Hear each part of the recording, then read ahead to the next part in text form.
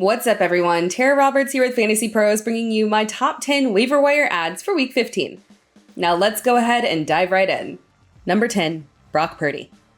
It feels strange recommending Brock Purdy, but the threshold for a top 12 quarterback is very low right now, and Brock Purdy honestly shouldn't have a hard time maintaining low-end QB1 status in Week 15. Purdy completed 16 of 21 attempts for 185 yards and 2 touchdowns, plus 1 rushing touchdown on Sunday, making him QB8 on the week, excluding the Monday Night Football game. The 49ers face Seattle this week, and while the Seahawks are definitely weaker against the run, they aren't exactly fantastic against the pass. Heading into Week 14, the Seahawks had allowed the 13th most fantasy points to opposing quarterbacks.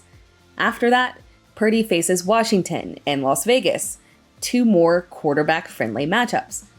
The 49ers might be without Deebo Samuel, but they have more than enough talent, more talent than any team should have, so Purdy still has plenty of weapons. Purdy is an interesting streaming option in Week 15 and could easily be the top streaming options in Week 16 and 17. Number 9, Richie James. Darius Slayton had been the steady, reliable receiver for the Giants over the past couple of months, but Richie James has emerged as a true threat with 3 touchdowns in the past 4 games. James had a small role early in the year, but really fell out of favor in the middle of the season. But that appeared to be related to Wan'Dale Robinson, because without Robinson, James has thrived. The Giants face Washington next week, a team that they faced 2 weeks ago. And while James had a measly 3 receptions for 20 targets, just 5 fantasy points in PPR, Washington is still a plus matchup. The Giants will likely rely heavily on Saquon Barkley, but there will still be plenty of space for James. And at the very least, he is a solid stash through the remainder of the playoffs, even if you don't use him this week. Number 8, Chris Moore. Nico Collins and Brandon Cooks didn't practice at all last week, which implies they weren't truly close to being able to play in Week 14. The reason I suggest that you add Chris Moore is the exact reason I was a constant advocate for Nico Collins. This is not a receiving core that is particularly deep, so targets tend to be plentiful for whoever is the top option in the offense. Now, this waiver wire ad does come with a caveat. I filmed this video on Sunday night, and if at any point throughout the next couple of days we get word that things are trending in a positive direction for Nico Collins, Collins is your top priority ad for the Texans receiving core. If healthy, Collins will step back into the lead receiving role. But Moore is a great option if Collins and Cook remain sidelined. Number 7, Jameson Williams. This is such a tough recommendation because I don't have the snap counts at the time that I filmed this video, but Williams caught 1 of his 2 targets for 41 yards and a huge touchdown. Williams is still not a prominent part of this offense in terms of usage, but it is a good sign that they are trying to make his touches extremely meaningful. I still don't expect Williams to make a dramatic jump in usage this week, because, as we talked about last week, this was a big step for Williams, who spent his entire rookie offseason rehabbing. But we are officially in playoff mode, and it's possible that Williams continues to grow in usage and becomes a threat by championship week. I'm not throwing him into any starting lineups anytime soon, but I am willing to stash him to see what happens. Number 6, Chigoziem Okonkwo. Chigo Okonkwo is having a mini breakout here with a minimum of 5 targets in the past 3 games, double-digit fantasy points in PPR over the past 2 games, and increases in snap count, all of which for a tight end is basically an excellent breakout. Okonkwo has been taking advantage of the absence of Treylon Burks, but the key here is that he seems to be pushing ahead of Austin Hooper. It is difficult to find tight ends on waivers that are worthy of a roster because even guys like Hunter Henry are over 50% rostered. Once you dip down below 50% rostered, you get into an extremely unreliable territory looking at guys like Noah Fant, Tyler Conklin, and Mike Gesicki. I would start Okonkwo over all of those guys. The Titans have an excellent matchup against the Chargers next week, and he is a solid streaming option. Number 5, Elijah Moore. Corey Davis was on my waiver wire list last week because he's been the clear wide receiver 2 for the Jets since returning to action. But Davis suffered an injury and could be at risk of missing Week 15. And Davis isn't the only injured Jet. Mike White also suffered an injury and Joe Flacco replaced him. It's unclear if Flacco would get the start if Mike White can't play, or if the Jets would turn to Zach Wilson. But assuming that it's White or Flacco leading the team next week, Elijah Moore is suddenly a very appealing option.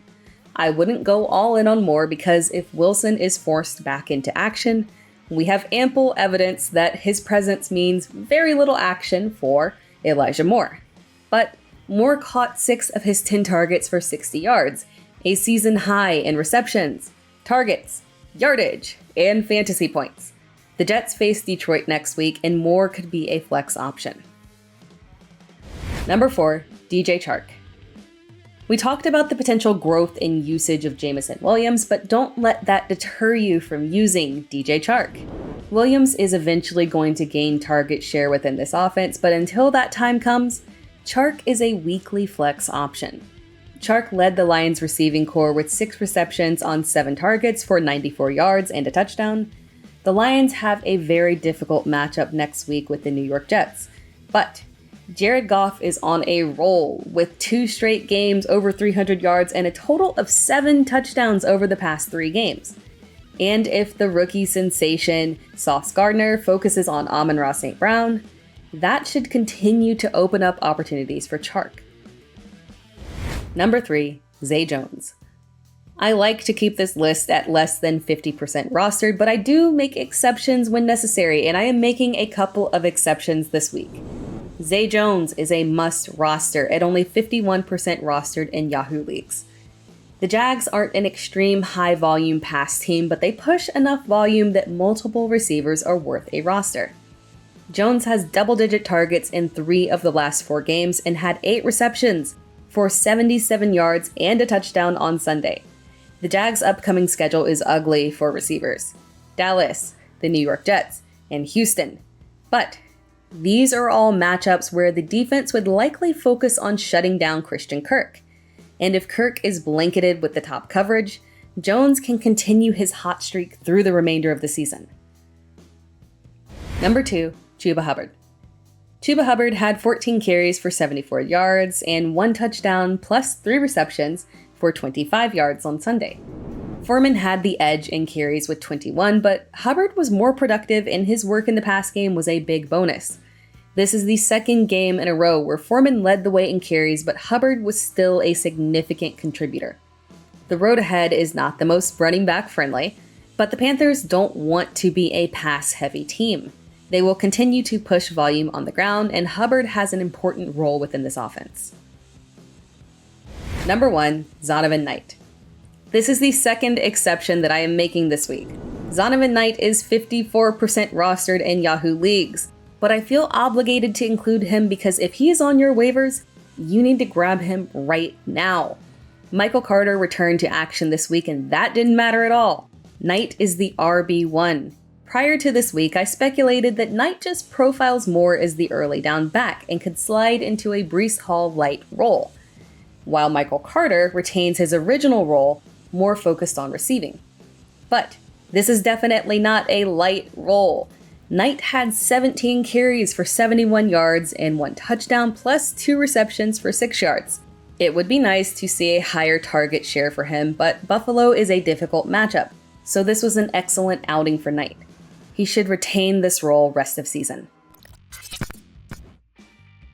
Thanks for watching this video. Thanks for tuning in to the Fantasy Pros YouTube channel. Don't forget to check out our featured videos. And while you're at it, make sure to follow us on Instagram, Facebook, and Twitter at FantasyPros, so you can get the latest news and updates to give you the edge you need in your fantasy league.